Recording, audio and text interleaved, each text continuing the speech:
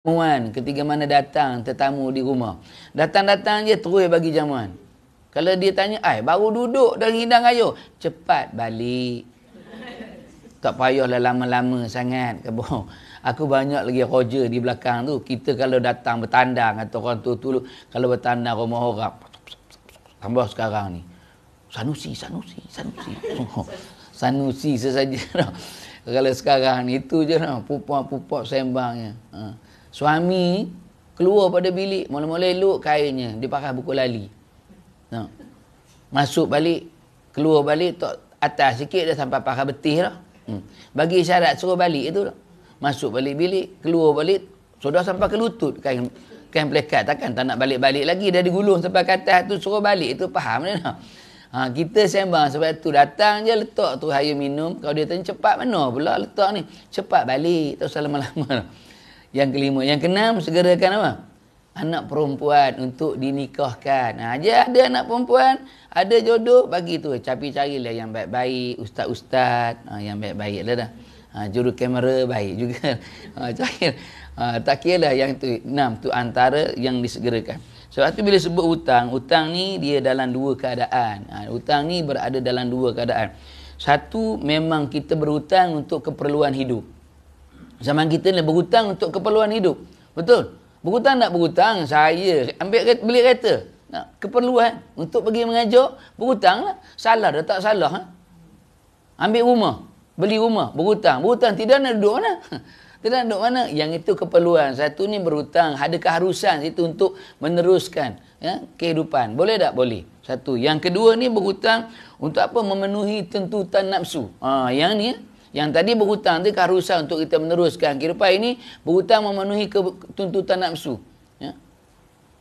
Tak beli benda yang bukan-bukan pun. Beli benda yang lara, beli benda yang sia-sia. Yang kalau tak ada pun tak apa. Macam itulah. Sanggup berhutang tapi untuk memuaskan nafsu. Ada tak? Ada. Saya ingat ada kawan saya. Kereta sampai 7-8 biji. 7-8 biji. Yang duduk rumah tu berdua je. Saya kata tak payahlah sampai banyak-banyak kereta sampai 7-8 biji. Bukan kita pakai semua pun. 2 biji pun cukup lah. Seorang sebiji kereta dah. Ni sampai 7-8 biji. Ini. Itu berhutang tak? Bukan semua beli kereta tu berhutang. Berhutang. Kita kata tu lah. Sekadar apa? Memenuhi tuntutan nafsu. Siapa orang nak pakai wildfire? Dia nak pakai wildfire. Orang nak pakai Mustang? Kita pun nak pakai Mustang. Orang nak pakai Ferrari? Kita pun nak pakai Ferrari. Macam tu. Ini memenuhi. Yang kedua tu, berhutang untuk memenuhi tuntutan hawa nafsu dia. Itu dalam dua keadaan. Sebab tu bila berhutang ni dia ada hukum. Berhutang ni dia ada hukum. Kita cerita sikit tentang hukum dalam berhutang ya. Sebab Allah Taala berfirman dalam ayat ini wala ta'kulu amwalakum bainakum bil batil. Artinya dan janganlah kamu makan harta di antara kamu dengan jalan yang salah. Sebab tu bila sebut berhutang dia wajib untuk disegerakan. Yang pertama bila sebut hukum dalam hutang ni dia ada 4 hukum. Dalam hutang ni ada 4 hukum. Yang pertama hukumnya haram. Yang pertamanya hukumnya haram. Sebelum tu tanya dulu hukum ada berapa? 5 ada. Wajib, sunat, harus, makruh, haram. Itu je hukum yang ada. 5 je. Sepanjang hidup kita tu je hukum yang ada. Daripada kita hidup sampai kita mati itulah hukum yang ada 5. Faham 5 ni insya-Allah selama hidup. Sebab tu hebatnya Islam daripada sekecil-kecil perkara meludah pun ada hukum. Apa hukum meludah? Hukum meludah kalau meludah belah kiri dapat pahala. Meludah belah mana? Kita mana tahu tu ludah tu tak tahu belah mana. Ludah belah kiri dapat pahala. Habis ustaz, kami yang bawa kereta ni ustaz. Nak ludah takkan nak ludah belah kiri. Takkan ludah kiri no. Tambah kalau saya ni jadi driver Datuk. Datuk duduk belah kiri, saya belah kanan. Nak ludah kena Datuk pula. Tu macam mana dah? Ludah kita lah kereta ni ludah belah kanan. Ludah belah kanan ada cara pula. Macam ni caranya. Buka pintu tu ludah ke bawah. Jangan ludah tu dekat tingkap tu. Takut terkena pula orang tengah naik motor. Itu hebatnya. Kalau ludah pun ada hukum. Tak kalah memilih pemimpin tak ada hukum tak? Faham tak? Kalau ludah sekecil-kecil, benda ludah pun ada hukum, tak kala memilih pemimpin tak ada hukum dah. Mesti ada hukum. Ibu-ibu duduk ni pada hukum. Duduk ni pada 5 hukum. Pernah dengar tak? Hari ni dengar. Duduk ni pada 5 hukum. Faham ni? Faham saya tak cerita lah. Duduk ni pada 5 hukum. Ada duduk yang wajib, ada hukum duduk yang wajib. Apa duduk yang wajib? Apa duduk yang wajib? Duduk yang wajib apa? Tahiyat. Tahiyat akhir. Itu duduk yang wajib. Tahiyat akhir. Tu, kalau mengaji fiqh, dia besar lagi pula. Duduk tu je yang wajib. Tapi cara duduk, terpulanglah masing-masing. Kalau dia tak boleh nak duduk istirahat atau duduk tabarus tu, mana dia boleh duduk bersila? Boleh tak? Boleh. Yang penting dia duduk. Sebab duduk tu wajib. Duduk tahiyat akhir tu wajib. Cara macam mana? Itu hak macam ada orang kaki tak boleh bengkok tu, ada orang yang tegak je semayang kan. Tu dia duduk jugalah. Sebab itu yang dia boleh. Sebab tu duduk tahiyat akhir ni wajib. Duduk yang sunat? Duduk yang sunat mana? Tahiyat awal. Tahiyat awal tu duduk sunat. Duduk sunat dah. Duduk sunat tahiyat awal. Duduk yang harus? Duduk yang harus. Tak tahu Ustaz, tak pernah dengar pun. Duduk yang harus, kita dah lama sangat berdiri, dengar ceramah sampai 2 jam. Duduklah, ada keharusan duduk sebab penat. Duduklah. Tu duduk yang diharuskan sebab penat dah 2 jam dengar ceramah. Duduk. Yang makruh? Duduk yang makruh macam mana? Duduk yang makruh, orang semua berdiri, kita seorang duduk. Duduk yang makruh. Orang berdiri, kita duduk. Tu makruh. Haram? Haram ada duduk yang haram. Duduk yang haram lah. Kalau kita duduk dalam tempat-tempat maksiat, berada di tak kira lah tu satu. Kemudian kalau kita berada dalam majlis, kita panggil majlis-majlis rasmi. Diumumkan pada kita ketibaan tuanku, Raja Nazrin. Kan, orang lain berdiri, kita duduk. Itu duduk yang haram. Tidak menghormati orang yang lebih tinggi kedudukannya daripada kita. Tu 5. Kaedah duduk. Duduk. Yang ini kita sebut hukum dalam berhutang. Yang pertama, haram. Haram macam mana? Haram jika berhutang tu kita gunakan untuk tujuan yang haram. Maka haramlah hukumnya. Kita berhutang tu untuk buat benda yang haram. Maka haramlah jadinya. Ada tak orang berhutang yang haram? Ada? Dia berhutang, dia beli nombor. Sebab dia mimpi malam tadi kena nombor. Duit tak ada, esok pinjam duit RM10 pun boleh. Kenapa? Nak beli nombor. Makanya hukum tu jadi haram. Hukum tu jadi haram. Yang pertama, haram bagi orang yang menggunakan duit tu pada jalan yang haram. Yang kedua, makruh. Yang kedua, makruh. Dia ada 3 je hukum. Bukan 4, ada 3 je hukum. Yang pertama, haram. Yang kedua, makruh. Makruh jika digunakan untuk tujuan yang sia-sia, tiada manfaat. Itulah kalau digunakan untuk tujuan yang sia-sia, tak ada manfaat, makruh. Sekarang ni kadang-kadang kita macam tu. Kalau nak buat kenduri kahwin, tu antaranya lah. RM20,000, RM30,000, RM40,000. Benda tu tak ada apa pun. Sekadar nak dapatkan pujian orangnya. Majlis dia grand, besar. Tapi nanggu hutang? Siapa nanggu hutang? Yang nanggu hutang lah. RM20,000, RM30,000 majlis. Lepas makan, masuk je dia bagi tahu. Nasi belah sana tu ada mi rebui, mi kari, mi bandung. Belah sana ada pambali, ada cendol. Belah sini ada metabak, ada kopok lekor. Banyak je. Last sekali ambil aiskrim, boleh balik. Banyaknya dah. Atau ada orang macam tu dah? Ada. Banyaknya makan. Kita pun tak tahu mana satu nak makan ni. Sebab kita bagi RM2 je. Yang datang ni kahwin tu bagi RM2 je no. Makan mata kedara sungguh bagi RM2 je no. Tambah RM20,000, RM30,000 dah. Sebab nak dapatkan pujiannya. Habis tu yang tangguh hutang tu. Ada nak tangguh hutang? Ada. Yang ni kita kata pada benda yang sia-sia je. Kalau buat yang kecil, ni kahwin ni kalau kita buat besar pun orang kata juga. Buat kecil pun orang kata ke, buat besar-besar pun orang kata juga. Mentang-mentang lah orang kaya nak nunjukkan kaya sangat lo, banyaknya barang makan, macam-macam goodies, macam-macam. Ada cabutan bertuah lah macam-macam, macam nunjuk menyampah. Tu. Dah? Orang marah je dah, orang bising je. Kalau buat kecil pun orang bising je. Air 2 lauk je. Tu bising je. 2 lauk je. Apa lauknya? Kari daging dengan ni ikan masin. Itu jelantah. Itu ya Allah, rumah 2 tingkat besar. Kereta sampai 6-7 biji. Kena kahwin 2 lauk je. Kari daging dengan ikan masin dengan jelantah. Itu memang kedekut orang kata juga dah. Betul, buat besar-besar pun orang kata, buat kecil pun orang kata. Yang selamat yang mana? Buat kecil lah. Yang selamat. Esok ubah je. Kena kahwin ni yang pentingnya isyihar je. Isyihar je, bukan isyihar je. Kita esok ubah je. Buat apa?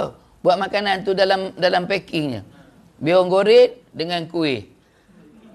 Kuih apa? 1 seri muka, 1 karipap. Dah tu je. Bulan 1. Beratur je. Belah muslimin sini, muslimat ni datang, salam, bagi duit, pergi ambil air, ambil makanan, balik. Carilah tempat makan mana-mana dah. Itu je. Apa salahnya dah? Yang penting isytihar je kan. Tuan rumah tu macam biasa jugalah. Baju Melayu 4, poket kan 3, 4. Nak ambil ni isteri pula dah ada beg bersilang dah ni. Assalamualaikum, duit. Dah, sampul. Dah ada salam, ni makan belah sini, ambil, kemudian kalau ada meja, duduk, kalau tak ada, baliklah makan di rumah. Selesai. Boleh tak? Boleh. Salah tak? Tak salah. Nah, kena kahwin juga kan? Kena kahwin juga. Tapi kalau buat macam tu, orang akan sebut sampai pengantin tu orang kenang sampailah dia mati. Walaupun dia tak duduk di taman ni, lepas kahwin dia duduk di Kuala Lumpur, bila balik je sini, petang-petang naik je motor, orang kata, pengantin koripap lalu. Orang kata, pengantin koripap lalu. Kenapa pengantin? Ingat tak dulu masa dia kahwin, mak bapak dia buat apa? Bihun dengan koripap je. Kuih seri muka. Pengantin koripap dengan seri muka lalu. Naik motor berdua pusing. Itu je lah orang kata. Itu je dah. Tapi salah tak? Tak salah. Yang ni kita kata sia-sia ni dia gunakan tujuan tu. Saya tak kata salah. Tapi zaman kita macam tu sekadar untuk dapat pujian pada orang. Dia buat kenduri tu besar-besar grand sangat. Tapi yang nanggung hutangnya siapa? Yang menanggung hutang. Piramli dah tunjuklah dalam cerita Bujang Lapuk. Mak kamu yang bersalah. Waktu aku nak minta kamu, dia letak sampai RM5,000. Aku tak ada hutang, aku pinjam ceti. Sekarang anak dah berterabur 5, hutang ceti pun belum ambil lagi. Tengok dah cerita tu. Aziz Sattah intai kat lubang. Kata Aziz Sattah kan, memang betul lah. Macam tu. Yang ni kita sebut hutang yang hukumnya makruh jika digunakan untuk tujuan yang sia-sia, yang tak ada manfaat pun. 2. Kemudian yang ketiga, wajib. Jika ia digunakan untuk tujuan meneruskan kehidupan. Yang ketiga ni, boleh kita berhutang dan hukumnya ada yang kata harus, ada yang kata wajib. Itu khilafiyah pandangan ulama untuk meneruskan kehidupan. Yang ni ada asas di situ. Sebab kalau tak berhutang, tak dapat dalam zaman kita ni. Kowe pun berhutang. Beli kowe pun nak juga merasa, Ustaz, kowe. Dulu mana-mana merasa kowe ni dulu nyerang ayo. Tak? Jenum cair kayu api. Moden sikit adalah cerik tu berbunyi. Cik, bunyi. Tahulah udahlah masak air tu. Sekarang ni tak payah dah. Bubuh je kopi, tak ada. Tekan. Terus boleh minum. Nak merasa Ustaz. Tapi tak apa ke Ustaz kalau berhutang. Berhutang lah. Dia macam mana? Nak merasa juga dah. Sebab sekarang ni betul juga dah. Kita nak juga sebab zaman tok nenek kita dia mana merasa macam ni. Petik tepi tengah menyala. Zaman kita ni petik tepi bak tengah menyala. Dia tak dapat tu, dia nak merasa tak apalah, bagilah kita yang ada ni. Kalau ada mak lagi, ada mak bapak lagi di kampung, kalau dia tak ada TV, belikan dia TV yang besar sekali tu. You sampai dia nerak tengok TV. Apa salah mak kita? Kalau dia tak ada kowe, beli kowe untuk dia. Betul? Kita mak kita kowe sampai 2-3. Mak kita takkan nak nyerang ayah lagi. Beli dia kowe. Kalau dia bilik air di luar, buat satu bilik air di rumah. Dalam rumah tu. Tok air yang ni. Atas tu dia petik, turun shower tu. Tak payah dah ngangkut-ngangkut air dah. Macam tu. Katil tu beli yang baru. Bila dia terojun, tenggelam terus. Timbul balik. Tu. Bagi dia merasa lah. Dia merasa. Tu yang itu kita sebut tujuan untuk meneruskan kehidupan. Sebab tu, orang yang berhutang ni, Nabi sebut, kalau tak selesaikan hutang, maknanya ruhnya akan tergantung-gantung, takkan naik ke langit Allah Subhanahu Wa Taala. Sebab tu dia ada kesan. Ada 4 ancaman bagi orang-orang yang berhutang. Ada 4 ancaman bagi orang-orang yang berhutang. Apa ancaman bagi orang yang berhutang? Yang pertama, tidak akan terangkat amalannya. Maknanya kalau mati dalam keadaan meninggalkan hutang, maknanya amalannya tidak akan terangkat. Ada yang tanya, Ustaz, kalau waktu dia hidup, Ustaz, waktu dia hidup, tapi dia berhutang dan dia sengaja juga tak hendak bayar hutangnya, macam mana dari sudut amalannya? Ada juga khilafiyah pandangan juga mengatakan benda yang sama. Waktu dia hidup pun, tapi dia ada hutang dan dia sengaja tak hendak bayar hutang, sedangkan dia mampu untuk bayar hutang, juga amalannya tidak akan terangkat, tak akan diterima oleh Allah. Sedangkan dia ada kemampuan untuk bayar hutang, tapi dia sengaja tak hendak bayar hutang. Itu pun amalannya juga dia akan tergantung-gantung. Maknanya tak akan diterima oleh Allah Subhanahu Wa Taala. Sebab tu kita yang ada hutang yang kecil-kecil lah. Kalau hutang yang besar-besar, yang beli rumah tu, kalau ada duit kedebak turunnya jual tanah tu cerita lain lah dah. Ini hutang yang kecil-kecil, yang sikit-sikit, 100, 200. Sebab tu RM10 tu bayar cepat. Sebab hutang yang sikit-sikit ni kita jarang ingat. Sebab tu kalau RM10 tak payah hutang, minta bawa RM10. Kalau dia bagi tak bagi dah. RM1 jangan pinjam hutang-hutang. Boleh tak pinjam RM1? Nak beli aiskrim RM3 aiskrim tu, pinjam RM3. Nak beli aiskrim, tak payah, minta terus je dekat tuan punya. Tu dia bagi. Dah kita tak ada duit dah. Daripada berhutang, lepas tu saya minta je. RM1 jangan minta-minta. Jangan pinjam-pinjam, minta tu. Dia bagi, maknanya tak ada lagi disilah sebagai hutang. Tapi kalau pinjam RM1. Kuliah saya pinjam RM1, bukan pinjam saya lah. Esok kuliah orang lain, pinjam kat datang ni, pinjam orang ni RM1, pinjam orang ni RM1, pinjam orang ni RM1. Lama beringgit-ringgit. Bayar tak? Bayar tak? Wajib bayar tak? Wajib bayar. Alah Ustaz, RM1 takkanlah orang berkira. Memanglah itu waktu tengah baik. Kalau tengah bergaduh, saya tak kira Ustaz. Tak usah kata RM1, sekupang pun kalau tak bayar saya tuntut di akhirat. Itu pula. Sebab tu kena bayar tak? Sebab tu kena bayar. Sebab tu yang pertama, tidak akan terangkat amalan. Yang paling kita risau, amalan ni tak terangkat. Walaupun kita belum mati lagi, hidup lagi. Tapi sebab sengaja tak nak bayar hutang, sedangkan ada kemampuan. Orang yang tak mampu tu cerita lain. Dia memang tak mampu nak bayar, dia kumpul sikit-sikit tak mampu nak bayar. Ini memang ada kemampuan untuk bayar. Takkan nak tangguh-tangguh pula lagi dah. Itu satu, ya, tidak akan terangkat amalannya. Yang kedua, tidak akan diampunkan dosa-dosanya. Maknanya berhutang tidak akan diampunkan dosa-dosanya. Tambahan pula kalau orang yang berhutang tu pula dia tak halalkan. Jenuh. Sebab tu paling baiknya halal. Kita halalkan. Kalau dia berhutang dengan kita pun, tak banyak Ustaz, dia berhutang Ustaz. Banyak banyak. Itu berapa? Lebih kurang dalam 2.6 juta Ustaz. Banyaknya berhutang. Yang paling baiknya halal tak? Halal lah. Sebab esok kalau kita tak halal pun, kita kena cari dia sana esok. Dia nak bayar dengan kita tak? Jenuh pula kita. Akhirat bukan macam pasal malam Taman Seri Raya. Pasal malam Taman 1 ke senang jumpa. Ni akhirat. Lepas tu kalau bahasa hutang ni, kalau pun dihutang banyak dengan kita, kalau nak juga tuntut pada waris dia. Itu je. Tuntut pada waris lah. Tuntut pada waris. Sebab tu sebelum jenazah dibawa ke tanah perkuburan, pasti akan ada waris yang berkata-kata, tuan-tuan, mak saya ni, ayah saya ni bukanlah orang yang baik sangat, pasti ada kesilapan, tolong maafkan. Salah dia daripada sudut lisannya, perkataannya, ucapannya, daripada sudut akhlaknya, adabnya. Satu. Kemudian kalau berhutang, kalau ada yang dia berhutang yang kami ni tak tahu, maka datanglah pada kami waris yang ditinggalkan untuk kita segerakan hutang ni, selesaikan hal hutang ni. Ataupun kalau memang ada orang yang berhutang dengan dia pun sama juga, datang bertemu dengan waris. Itu je. Sebab bila mati, dia akan tertanggung pada waris yang ditinggalkan. Sebab tu paling baiknya kalau kita tak nak waris kita bayar, kita selesaikan. Sebab tu dalam bab hutang ni dia kena cerita. Paling baiknya kena cerita. Kita sebagai mak ayah ni kena cerita. Mak dulu ada hutang, ataupun ni orang ni ada hutang dengan mak, cerita. Saya arwah mak dan ayah saya dulu, dia ada kedai di Kampung Tanjung tu. Dia ada kedai runcit. Dan memang ramai sangat orang berhutang. Orang kampung ni biasalah ambil barang lah. Bayar bulan ni hutang. Yang bulan sudah dia bayar bulan ni. Bulan ni dia hutang pula, buat buku baru. Yang lama tu habis bayar. Bayar dulu yang lama. Dia kaedahnya bayar dulu yang lama. Kosong buku 35 tu. Ambil pula baru. Gula 5 kilo, tepung. Habis ambil barang mah. Kira-kira 150. Tulis. Tulis pula 150 orang. Sampai meninggal, memang ada kebal tu. Kebal. Semua orang kampung. Campur dengan orang asli. Campur. Tapi sebab arwah ayah saya, dia memang pesan lah. Dia pesan.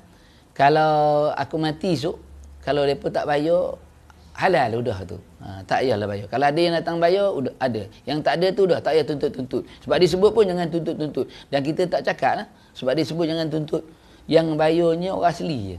Itu yang bagus. Orang asli tu selesai semua. Sebab orang asli ni mungkin dia faham kot. Dia faham kot berhutang tu macam mana. Memang dia bayar sampai habis. Walaupun arwah mak dayah dah meninggal, ayah meninggal, dia tak datang. Dia bagi tahu mak, dia panggil mak, berapa hutang saya 5, ada lagi 200. Tak apa ke saya bayar sebulan ni 55 boleh, tapi sampai habis. Yang biasanya yang lain-lain tu faham-faham lah. Kalau nak jumlahkan, memang banyak jugalah, boleh jadi paraik lah untuk adik-beradik. Tapi sebab arwah ayah kata kalau dah mereka tak nak bayar, sudah tu, tak payahlah tuntut-tuntut. Selesai tu lah. Dia selesaikan sebelum meninggal tu yang sebaiknya. Sebab tu kena cerita. Kita yang ada hutang kena cerita untuk memudahkan urusan tu. Bila kita mati tenang, anak-anak kita nak berurusan. Sebab tu salah satu tanggungjawab kepada anak bila mak ayah meninggal untuk menguruskan tentang hutang piutang yang ditinggalkan. Itu salah satu. Yang maknanya yang kedua ni kita takut tidak akan diampunkan dosa-dosa sebab berhutangnya. Bayangkan sebab berhutangnya kita akan dihumban ke syurga. Punyalah baiknya kita semayang 5 waktu tak tinggal, puasa tak tinggal. Nah, duduk dalam kuliah atas sekolah meja ilmu ni rajin. Banyak benda baik kita buat, tapi satu je, sebab ke neraka sebab hutang. Takkan rasa nyesal? Sekala tak boleh dah. Tak boleh kan dekat yaumul mahsyar tak adalah walau taru izil mujrimuna nakisur usi inda rabbihim rabbana absana samina fajinan aman salaina mungkin tak boleh dah. Untuk kembali balik kat dunia tak boleh dah. Nak betul kembali tak boleh dah. Tak ada dah. Sebab akhirat di tempat untuk menerima segala pembalasan apa yang kita buat, baik ataupun yang jahat daripada Allah Subhanahu Wa Taala. Tak boleh nak ulang balik. Sebab tu ruginya sebab satu je, lain tak ada. Kita okey, lain percakapan kita, akhlak semua okey. Satu je yang menghumbankan kita kena ke sebab apa? Sebab hutang je.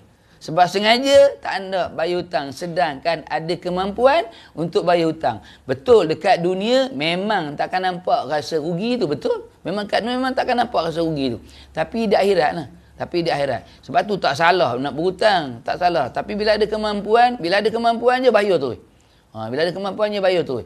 Kalau tak ada kemampuan tu cerita lain. Kita kumpul lah pelan-pelan. Tapi bila ada bayar, takut sengaja tak apalah biarlah takkan dia marah. Ada orang kata sebab tu ada orang dia memang liat nak bayar hutang. Tapi kalau orang yang liat nak bayar hutang tu, kalau ibu nak juga dia bayar hutang, dia ada satu amalan. Iaitu kita kena jadikan amalan, baca, kemudian kalau bertemu dengan dia, hembus je pada dia. Tapi kena yakin pula. Amalan ni dia kena yakin. Tapi dalam kitab tu payah nak dapat dah. Dalam kitab senjata mukminin ataupun senjata mukmin. Mana jumpa tak kitab tu? Saya adalah kitab tu, dipih je. Kitab warna kuning tu. Kitab tu diharamkan percetakan dia sebab dalam tu semua kitab-kitab amalan. Sebab tu saya pernah cakap pada ibu-ibu, ya, Ustaz Mahathir John ni antara ustaz yang dia suka ambil kitab-kitab lama tu dia ubah. Dia terjemahkan dalam bahasa Melayu paling mudah. Ibu-ibu ambil kitab amalan orang soleh. Itu pun kitab amalan. Lepas tu lagi satu kitab amalan sedikit pahala berganda. Itu pun kita Ustaz Mari, itu pun juga kita amalan. Dalam itu selak-selak lah. Mungkin dalam itu ada bagaimana amalan untuk apa? Untuk minta orang yang berhutang untuk dia mudah bayar hutang. Ada amalannya.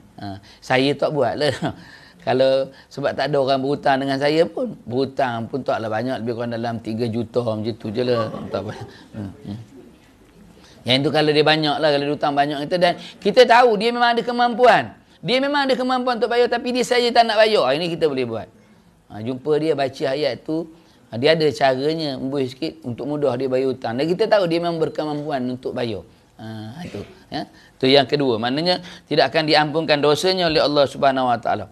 Kemudian yang ketiga, tergolong dalam golongan-golongan yang zalim. Yang ini sebut tadi orang yang ada kemampuan untuk bayar hutang tapi dia tak nak bayar hutang. Dia tergolong di kalangan orang-orang yang zalim. Sebab dia boleh bayar. Tergolong di kalangan orang-orang zalim. Bukan mana yang zalim ni orang yang menindas orang yang ini juga disebut sebagai golongan yang zalim. Zalim sebab ada kemampuan tapi sengaja-sengaja tak apalah. Sikit hari nanti langsung tak bayar. Kita ni perlu apa lupa, biasanya orang yang memberi hutang biasanya dia lupa. Orang yang berhutang biasanya dia ingat. Biasa macam tu. kita bagi hutang memang kadang-kadang tak ingat dah. Memang tak ingat betul. Tiba-tiba saat kita susah, Allah Ta'ala datangkan pertolongan, ada pula orang lain yang nak bagi hutang pada kita. Sebab tu ingat, tolonglah kalau ada kemampuan, bukan salah kita nak tolong, ada kemampuan nak bagi orang berhutang, tak apa. Mudah-mudahan bila kita susah nanti ada bantuan tu datang. Sebab tu hidup Allah Ta'ala akan uji kita dengan kekayaan, kemewahan yang ada pada kita. Kalau nak bagi hutang pun tengok orang jugalah. Kalau tahu dia memang payah nak bayar, tak payah bagi hutang lah. Tapi kalau dia memang susah sangat, dia kita tahu dia memang susah, ya, tak apalah, tolonglah. Saya macam itulah. Kalau susah sangat saya tolong. Saya fikir kalau aku tak tolong, siapa pula nak tolong? Kita kadang kita cerita je. Ustaz ni kadang kita cerita, tapi bila Allah Ta'ala uji nak tengok. Kamu cerita je. Aku nak uji kamu tengok macam mana. Dah, susah kita nak tolong tak?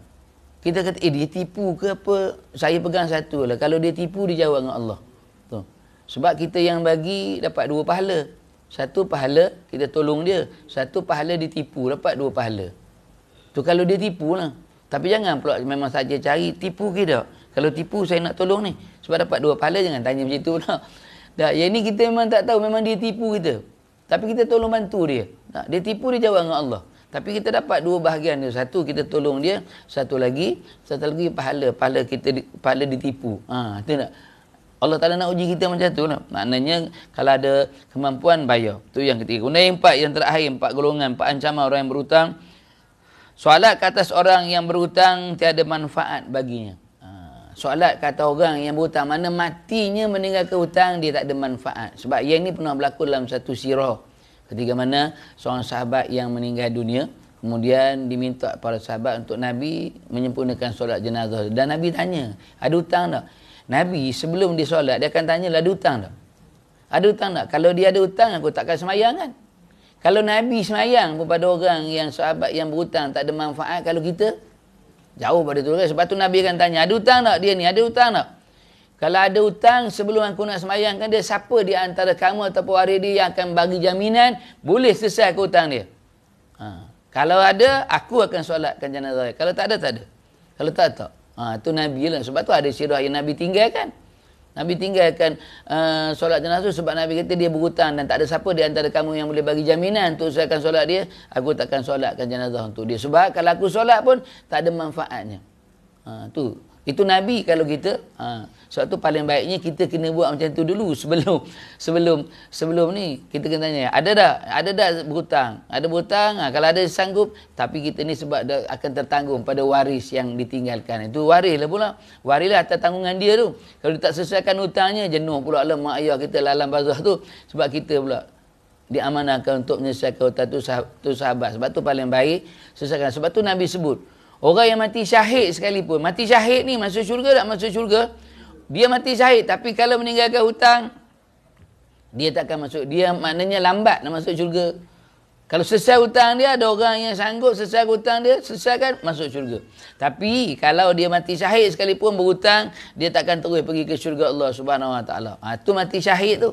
Itu mati syahid. Sebab tu bukan salah untuk berhutang, tapi salah kalau kita tak bayar hutang tu. Apatah lagi kalau ada kemampuan untuk kita bayar hutang. Dan Rasulullah SAW bersabda dalam satu hadis, ya, artinya barang siapa yang mengambil harta orang yang ia bermaksud merosakkannya, tidak mau membayarnya, nescaya Allah akan merosakkannya. Maknanya yang ni niat. Ini kata Nabi ni niat tu. Niat tu memang nak berhutang kemudian tak nak bayar.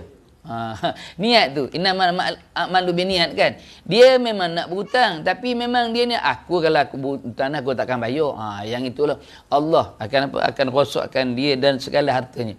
Allah Taala rosakkan dia segala harta. Sebab macam mana yang dia buat pada orang, itu juga yang akan dia dapat. Disebut sebagai hukum apa? Hukum karma. Kita buat jahat pada orang, jahat tu yang kembali balik pada kita. Yang ni ada tak jenis orang? Tu ada. Tetap akan ada. Bila Nabi sebut hadis tu, mesti ada orang yang macam tu. Dia suka berhutang, kemudian dalam berhutang tu dia maniat, aku kalau dia bagi, aku tak bayar dah. Aku tak bayar dah. Dia maniat tu. Dan Allah Ta'ala akan rosakkan dia dan segala harta yang ada pada dia. Maknanya, kesimpulannya bukan salah untuk berhutang, tapi berhutanglah atas benda yang dibenarkan untuk meneruskan kehidupan dan sebagainya. Zaman kita memang zaman macam tu lah. Dan dimudahkan pada kita pula kalau untuk berhutang sebab ada sistem mudharabahnya. Sistem perbankan Islam tu ada. Maknanya kalau kita berhutang, tidaklah kita menanggung beban hutang tu yang terlalu banyak. Dulu dia ada riba di situ. Dia ada riba, interest. Dia tak sebut riba, dia sebut interest. Bila sebut interest, kita tak adalah rasa sangat kan. Tapi kalau sebut berhutang sekian, riba sekian, memang takkan berhutang. Tapi sebab dia sebut berhutang pinjaman sekian, interest sekian. Lembut je bunyi interest sekian. Itu sebab kita berhutang. Sekarang ni ada sistem mudharabah Islam paling mudah. Paling mudah sistem mudharabah dengan sistem takaful Islam memberikan kemudahan kepada kita. Bahkan orang-orang yang bukan Islam pun dia juga lebih tertarik memilih sistem perbankan Islam daripada sistem konvensional yang ada. Sekarang tak salah untuk berhutanglah, tapi tak salahnya kalau kita tak mampu bayar hutang tu sedangkan kita mampu untuk bayar dilengah-lengahkan. Tu ada kesannya. Habis di situ 24 bab yang ke-24. Bab yang ke-25 menipu dalam jual beli. Yang ni tersambung pada bulan depan lah. Ada soalan? Yang ke-24, menanggung pembayaran hutang. Tak ada soalan. Kalau tak ada soalan, makna faham semua. Alhamdulillah. Yang penting nak faham tu. Mudah-mudahan susah macam mana pun kita, Allah Ta'ala uji kita dengan kesusahan. Betul, ada orang ni berhutang sebab susah sangat Ustaz. Tak apalah, keperluan untuk hidup. Tapi memang betul, ujian tetap ada dalam hidup kita. Ujian ni untuk lebih mendekatkan kita dengan Allah Subhanahu Wa Ta'ala. Ya, Allah Ta'ala nak ajar kita. Setiap ujian ni ada perkara yang Allah Ta'ala nak ajar pada kita. Allah Ta'ala uji kita dengan kesakitan. Sakit. Apa yang Allah Ta'ala nak ajar pada kita dengan kesakitan ni? Sakit ni Allah nak ajar kita dengan sabar. Sakit Allah Ta'ala ajar kita dengan kesabaran. Ya. Bukan sembuh tu matlamat utama, bukan. Sakit ni bukan sembuh tu matlamatnya. Bukan itu. Betul, memang kita nak sembuh. Tapi bukan itu tujuan utamanya. Tujuan utamanya sakit ni adalah kesabaran. Itu je. Aku uji kamu sakit, aku nak tengok pada kamu. Kamu sabar tak? Inna Allah ma'as sabirin. Sesungguhnya aku bersama dengan orang-orang yang sabar. Mana lebih sakit kamu dengan nabiku yang namanya Ayub alaihissalam? Kan? Allah akan tanya tu je. Ada orang, saya Ustaz, sakit saja Ustaz. Habis dah duit dah, bertahun dah sakit tak sembuh-sembuh. Kalau tahun ini tak sembuh, tak mati pun tak apa. Tu ya kata macam tu. Ada tak? Ada. Sebab dia tak sabar dengan kesakitan ni. Mati lah senang. Sakit saja nyusahkan orang. Lalu dia mati je. Maknanya Allah Ta'ala uji sakit tu untuk tengok selama mana kita sabar. Sebab tu ulama lagi lama sakit, lagi dia suka.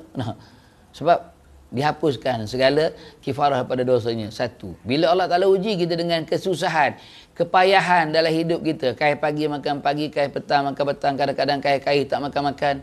Susah tak? Susah. Apa yang Allah Ta'ala nak ajar pada kita? Untuk ajar pada kita erti bersyukur pada Allah. Sebab susah macam mana pun pada kita, ada orang yang lebih susah pada kita tak? Sebab tu kan selalu dijadikan apa kata-kata hikmah daripada ulama kan, untuk ingatan pada kita. Orang yang ada kereta kena bersyukur daripada orang yang ada motor. Orang yang ada motor kena bersyukur daripada orang yang ada basikal. Orang yang ada basikal kena bersyukur daripada orang yang jalan kaki. Orang yang jalan kaki kena bersyukur sebab ada orang yang ada kaki tapi tak boleh berjalan. Nah, orang yang ada kaki tak boleh jalan kena bersyukur juga sebab dia ada kaki lagi. Ada orang tu tak ada kaki langsung kencing manis, kena potong. Orang yang kena potong kencing manis pun kena syukur lagi sebab dia boleh lagi ke mana-mana. Daripada orang yang terlantar je di rumah, tak boleh nak bergerak apa, semua orang uruskan dia. Dan orang yang terlantar tak boleh nak apa, kena syukur sebab dia masih lagi hidup. Ada orang tu mati terus dah. Sebab tu apa pun kena bersyukur dah. Memang kena bersyukur. Dan bila Allah Ta'ala uji kita dengan satu perkara yang kita buat perancangan yang macam-macam dah, dan kita harapkan apa yang kita rancang tu berjaya, apa yang kita minta tu Allah makbulkan, tapi sebaliknya datang pada kita. Kena ingat Allah Ta'ala nak ajarkan pada kita berbaik sangkalah dengan aku, kata Allah. Dan belajarlah untuk menerima ketentuan, qada dan qadar daripada aku. Kena terimalah qada dan qadar daripada Allah. Memang kita perancangan kita macam-macam, wa makaru wa makarallah wallahu khairul makirin. Tapi Allah Ta'ala juga merancang. Macam-macam kita buat perancangan, tapi apa yang kita rancang tu tak sama. Allah Ta'ala bagi hak lain pula. Sebab tu berbaik sangkalah dengan Allah. Ya, itu ketentuan Allah. Saya ingat ada seorang kawan saya baru ni, dia ada seorang anak OKU. Kita tak panggil anak OKU sekarang ni. Dan kita tak panggil pun anak kurang upaya. Sekarang ni istilah baru dia, anak-anak syurga. Anak-anak syurga kita panggil. Dan anak OKU dia anak syurga dia tu umur 21 tahun lelaki. Saya kawan dengan dia lama dah daripada bujang tu. Dia baru balik pada umrah. Kemudian bila saya pergi kuliah di tempat dia, habis kuliah tu dia peluk saya, dia kata ada satu benda dia nak cerita. Dan anak dia, anak syurga ni semayang rajin, tak pernah tinggal semayang. Tapi semayang cara dia, itu bunyi. Saya mula-mula dulu tak faham juga. Tapi dalam lama tu faham. Siapa-siapa pun dia sah paling depan. Itu dia. Tapi semayang tak pernah tinggal. Saya pun pergi. Kemudian dah sampai di kedai tu dia cerita sambil dia menangis. Dia kata, Ustaz, saya ingat dulu apa Ustaz cerita Ustaz. Ustaz kata kalau kita sabar dengan ujian pada Allah, akhirnya Allah Ta'ala akan tunjukkan hikmah yang pada kita. Saya memang tak sanggup Ustaz. Bila saya ingat Ustaz, saya menangis. Saya kata betul ya Ustaz cakap. Dia kata waktu dia pergi Mekah, dia dapat layanan istimewa. Sebab anak dia. Sebab anak dia. Dia masuk ke rodah suka hati dia bila-bila dia masuk. Arab tu nampak dia, tak nak panggil. Masuk rodah. Tak ada dikacau pun. Duduk berapa lama dia tak. Bahkan orang Arab tu peluk dia. Peluk anak dia tu. Gosok kepala dia. Cium-cium dia. Siap bagi duit lagi. Dia kata ni Jannatul Firdaus. Jannatul Firdaus dia kata. Sebab dia kata, kenapa peluk dia? Sebab mudah-mudahan esok dia akan tolong kita masuk syurga. Dia masuk syurga dah. Orang Arab tu. Peluk dia. Mana-mana jumpa peluk. Dia masuk raudah tu. Bila masih nak pergi je, orang bagi laluan. Hajarul Aswad tu nak cium berkali pun cium dah. Sebab anak dia tu. Dia kata, Ustaz, saya Ustaz peluk dia Ustaz dekat muka. Saya menangis Ustaz. 21 tahun saya jaga dia. Rupa-rupa yang ini Allah Ta'ala nak bagi pada saya. Dekat dunia ni Ustaz. Ni baru dunia ni Allah Ta'ala bagi saya. Sebab ni. Sebab anak saya ni Ustaz. Sebab anak dia. Menangis dia cerita. Sebab tu ketentuan takdir. Yang tu kata bersabarlah dengan takdir Allah. Ada benda yang Allah Ta'ala rahsiakan pada kita. Dunia Allah Ta'ala tunjuk dah. Kalau di sana nanti. Dia tentu syurga dah. Tentu syurga milik dia dah. Dan dia boleh minta pada Allah. Dia boleh minta pada Allah. Sebab tu bersabarlah dengan apa? Dengan ketentuan takdir, qada dan qada Allah Subhanahu Wa Taala. Bukan kita hendak semua tu Allah Taala bagi tak, Allah Taala bagi yang terbaik daripada kita. 21 tahun dia tunggu. 21 tahun. Kadang-kadang marah Ustaz kata. Kadang-kadang tu timbul je rasa marah, timbul je rasa macam-macam Ustaz. Tapi bila dah duduk dalam kuliah macam ni Ustaz, kita faham. Akhirnya Allah Ta'ala tunjuk, daripada 21 tahun, Allah Ta'ala tunjukkan. Saya pergi Ustaz, rasa macam menteri pula. Masuk, pergi mana pun, dia layan dengan baik oleh orang Arab. Sebab mungkin di Arab ni pun payah kot nak jumpa macam tu kot. Saya tak pernah jumpa ke anak-anak syurga pada Arab ni jarang sangat. Sebab tu dia peluk, sebab tu kelebihan. Sebab tu berbaik sangkalah dengan Allah Subhanahu Wa Taala. Wallahu a'lam. Berhenti di situ dah. Ibu-ibu, ayah-ayah muslimat rahimakumullah, mudah-mudahan apa yang kita kongsikan pada hari ini ada manfaatnya, ada kebaikannya dan ada kelebihannya pada kita untuk kita jadikan sebagai amalan kita untuk mudah-mudahan diterima oleh Allah Subhanahu Wa Taala, untuk kita dijemput sebagai tetamu istimewa Allah Subhanahu Wa Taala dalam syurga Allah Subhanahu Wa Taala. Bismillahirrahmanirrahim. Alhamdulillahirabbil alamin wassalatu wassalamu ala asyrafil anbiya'i wal mursalin wa ala alihi washabihi ajmain. Hamdan hamidin, hamdan syakirin, hamdan sabirin, hamdan na'im, hamdan yuafi ni'amahu yukafi mazidah. Ya Rabbana lakal hamdu kama yanbaghi li jalali wajhikal karim wa azimi sultani. Allahumma shalli ala sayyidina Muhammadin bin qulubi dawaiha wa afadil abdani wa shifaiha wa nil amsal diaiha wa la alihi wa sahbihi wa barik wasallim. Allahumma fil lana dzunubana wa liwalidayna warhamhuma kama rabbawna shilara wa li jami'il muslimin wal muslimat wal mu'minina wal mu'minat al ahya'i minhum wal amwat bi rahmatika ya arhamar rahimin. Allahumma inna ala zikrika wa syukrika wa husna ibadatik. Allahumma ihtim alaina ya Allah bi husnil khatimah wa la tahtim alaina ya Allah bi su'il khatimah. Rabbana atina fid dunya hasanah wa fil akhirati hasanah wa qina azabannar wa qina azabannar wa qina azabannar. Wa sallallahu ala sayyidina Muhammadin wa ala alihi washabihi ajmain. Walhamdulillahirabbil alamin. Kita tangguhkan dengan tasbih kifarah dan suratul An. Subhanallah.